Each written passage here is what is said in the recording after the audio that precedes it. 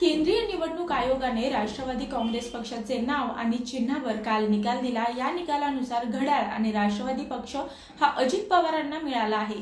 त्यामुळे शरद पवार गटाला मोठा धक्का बसला आहे। दरम्यान यावर शरद पवार गटाच्या खासदार सुप्रिया सुळे यांनी देखील प्रतिक्रिया दिली आहे। यावेळी त्या म्हणाल्या, आमचा पक्ष आणि चिन्ह म्हणजे शरद पवार।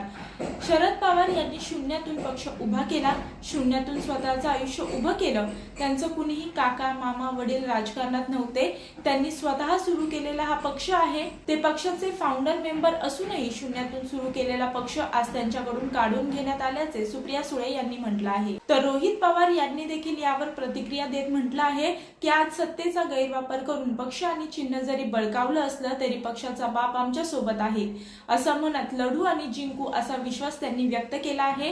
रोहित पवार यांनी सोशल मीडिया एक्स वर पोस्ट करत आपली प्रतिक्रिया दिली।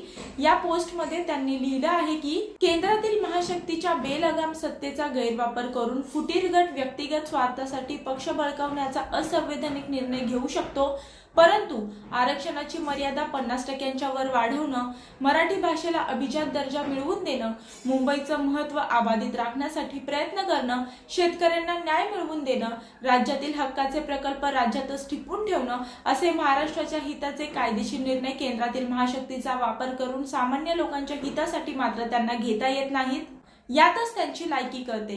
आज सत्तेचा गैरवापर करून पक्ष आणि चिन्ह जरी बळकावलं असलं तरी पक्षाचा बाप आमच्या सोबत आहे असं म्हणत #लढेंगे और जीतेंगे असं त्यांनी लिहिलं आहे।